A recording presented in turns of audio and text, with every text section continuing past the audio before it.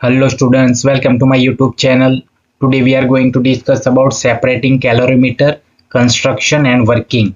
So आज हम discuss करने जा रहे हैं सेपरेटिंग कैलोरीमीटर के बारे में, उसका कंस्ट्रक्शन क्या है और उसका वर्किंग के बारे में. So without wasting much time, let us start this video. Introduction. This calorimeter is used to measure the probable value of dryness fraction when the steam is very wet. So basically ये जो calorimeter होता है इसका इस्तेमाल dryness fraction को major करने के लिए किया जाता है when the steam is very wet, यानी कि स्टीम जो होती है वो काफ़ी वेट होती है. एट द टाइम हमें ड्राइनेस फ्रैक्शन मेजर करने के लिए इस तरह का इंस्ट्रूमेंट इसका इस्तेमाल किया जाता है जिसको हम बोलेंगे calorimeter. So right now we are talking about the separating calorimeter. It is used to determine the dryness fraction of steam by mechanically separating the water particles from the wet steam. So यहाँ पे ये separating calorimeter क्यों कहा जाता है कि यहाँ पे जो वेट स्टीम होती है उसमें से जो वाटर पार्टिकल है उसको सेपरेट किया जाता है मैकेनिकली. उसके बाद उसका ड्राइनेस फ्रैक्शन मेजर किया जाता है. Construction. It consists of two chambers, inner chamber and outer chamber. So यहाँ जो सेपरेटिंग कैलोरीमीटर में दो चैम्बर का इस्तेमाल किया जाता है जिसमें आप देख सकते हैं ये जो है चैम्बर उसको हम बोलेंगे इनर चैम्बर और ये जो चैम्बर है उसको बोलेंगे outer chamber. The inner chamber is connected to glass tube water gauge while the outer chamber is connected to steam gauge. सो यहाँ पे जो इनर चैम्बर है यानी कि ये आप देख रहे हो उसको वाटर गेज, यानी कि यहाँ पे देखिए वाटर गेज को हम वाटर लेवल इंडिकेटर भी बोल सकते हैं, उसके साथ इनर चैम्बर को कनेक्ट किया गया है. और जो आउटर चैम्बर है यानी कि बाहरी चैम्बर है उसको यहाँ पे स्टीम गेज, यानी कि ये जो आप देख रहे हो जो स्टीम प्रेशर गेज है उसके साथ कनेक्ट किया गया है.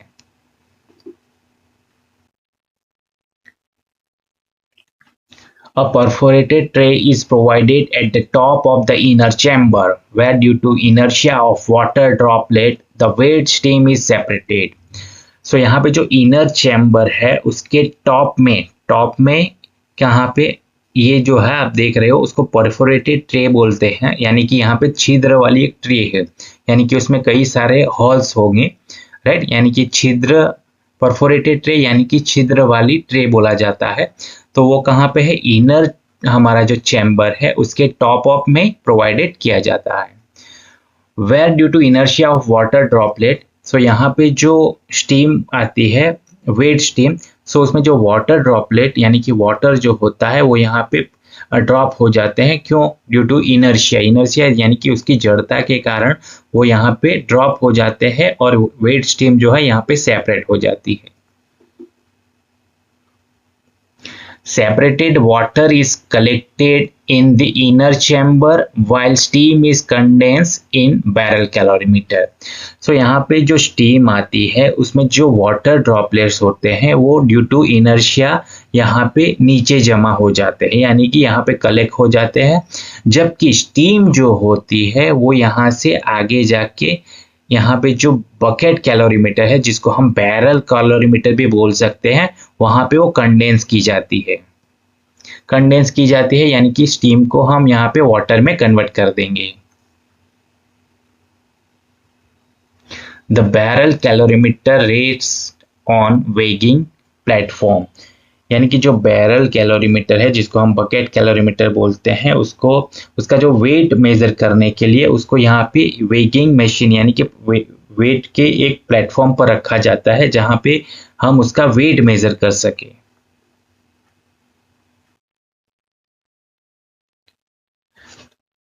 Steam from sampling tube taken from the main steam pipe enters the calorimeter.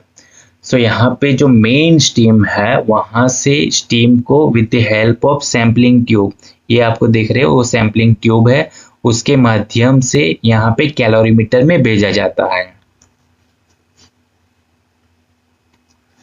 Quantity of steam entering the calorimeter is controlled by control valve, यानी कि यहाँ पे मेन स्टीम में से जो स्टीम हम सैंपलिंग ट्यूब के माध्यम से कैलोरीमीटर में भेज रहे हैं वो कितनी भेजना है वो कंट्रोल यहाँ पे हम ये कंट्रोल वाल्व के थ्रू कर सकते हैं।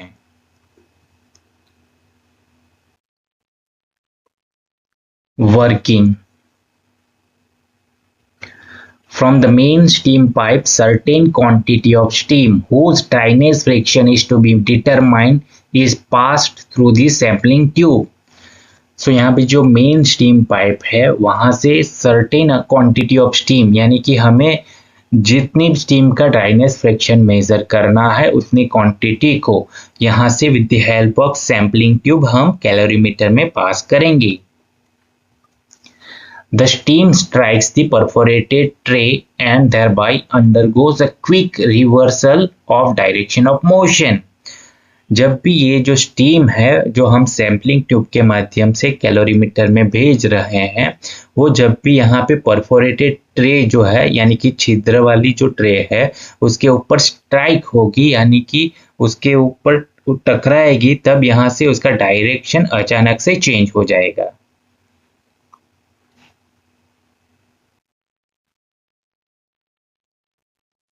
Due to centrifugal action and higher inertia of water droplets, water particles being heavier are separated and collected at the bottom of the vessel. तो यहाँ पे क्या है कि जब भी जो स्टीम है वो सैम्पलिंग ट्यूब के माध्यम से यहाँ पे कैलोरीमीटर में आएगी तो वो यहाँ पे परफोरेटेड ट्रे है वहाँ उसके साथ टकराएगी। तो यहाँ पे क्या होगा सेंट्रीफ्यूगल एक्शन जनरेट होगा। सेंट्रीफ्यूगल एक्शन यानी कि अपकेंद्री क्रिया यानी कि वो यहाँ से स्ट्राइक होके बाहर की तरफ निकलने का ट्राई करेगा ऐसा हम बोल सकते हैं। And higher inertia of water droplets और जो वाटर ड्रॉपलेट्स होंगे वो स्टीम में वेट स्टीम जिसको हम बोलेंगे उसमें जो वाटर ड्रॉपलेट्स होंगे वो क्या होंगे उसकी हायर इनर्शिया यानी कि उच्च जड़ता के कारण वो क्या हो जाएंगे हेवियर यानी कि हैवी हो जाएंगे जिसके कारण वो नीचे की ओर यहाँ पे सेपरेट हो जाएंगे और वो जो सेपरेटेड वाटर है वो हम यहाँ पे जो हमारा इनर चैम्बर है वहां पे कलेक्ट करेंगे। The amount of water collected is measured by glass tube water gauge और ये जो भी वाटर यहाँ पे कलेक्ट होता है यानी कि वेट स्टीम में जो वाटर पार्टिकल है वो हैवियर होने के कारण वो नीचे की तरफ यानी कि इनर चैम्बर में यहाँ पे जमा हो जाएंगी और उसको कितना वो वाटर जमा हुआ वो यहाँ पे एक ग्लास ट्यूब जिसको हम बोल सकते हैं वाटर गेज और उसको हम वाटर लेवल इंडिकेटर भी बोल सकते हैं। तो यहाँ पे हमें पता चलेगा कि यहाँ पे कितना वाटर इकट्ठा हुआ है।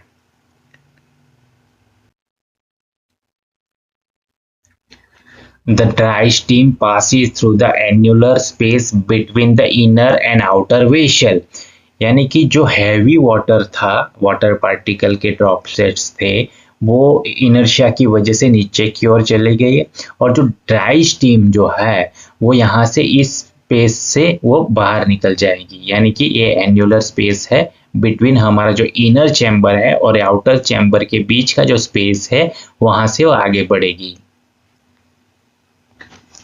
Steam is condense in the barrel calorimeter यानी कि ये जो ड्राई स्टीम है वो आगे की तरफ जा रही है और यहाँ पे with the help of valve जब उसको ओपन किया जाएगा तो ये जो ड्राई स्टीम है वो यहाँ पे बैरल कैलोरीमीटर यानी कि बकेट कैलोरीमीटर में कंडेंस किया जाता है। The quantity of steam condensed can be calculated from difference in mass of water in barrel calorimeter before and after the condensation यानी कि यहाँ पे जो ड्राई स्टीम यहाँ पे आई वो बाद में क्या हो जाती कंडेंस हो जाती है यानी कि वो जो ड्राई स्टीम थी वो वाटर में कन्वर्ट हो जाती है। तो यहाँ पे वो कितनी ड्राई स्टीम यहाँ पे कंडेंस हुई वो हमें मेजर करना है। तो हमें क्या करना होगा कि ये जो बकेट कैलोरीमीटर है बैरल कैलोरीमीटर है इसमें जो वाटर था पहले वो कितना था और बाद में जो स्टीम यहाँ से हमने कंडेंस किया बाद में उसका जो मास ऑफ वाटर है वो कितना हमें मिला। तो उन दोनों का जो डिफरेंस है तभी हमें मालूम चलेगा कि क्वांटिटी ऑफ स्टीम कितनी यहाँ पे कंडेंस हुई है। Calculation of dryness fraction. MW mass of water collected in inner chamber in kg, यानी कि ये जो इनर चैम्बर है उसमें जो वाटर इकट्ठा हुआ जिसको हम बोलेंगे मास of water. MS mass of steam condense in barrel calorimeter in kg, यानी कि जो ड्राई स्टीम यहाँ से पास होकर यहाँ से बैरल कैलोरीमीटर यानी कि बकेट कैलोरीमीटर में जो गई उसका जो मास ऑफ स्टीम होगा जिसको हम MS से डिनोट करेंगे। X dryness fraction of steam, यानी कि सब ये जो हमारा कैलोरीमीटर है वो ड्राइनेस फ्रैक्शन मेजर करता है, तो ड्राइनेस फ्रैक्शन जिसे हम X से डिनोट करते हैं। सो उसका फॉर्मूला रहेगा dryness fraction S is equal to MS यानी कि mass of steam upon MS plus MW यानी कि mass of steam plus mass of water.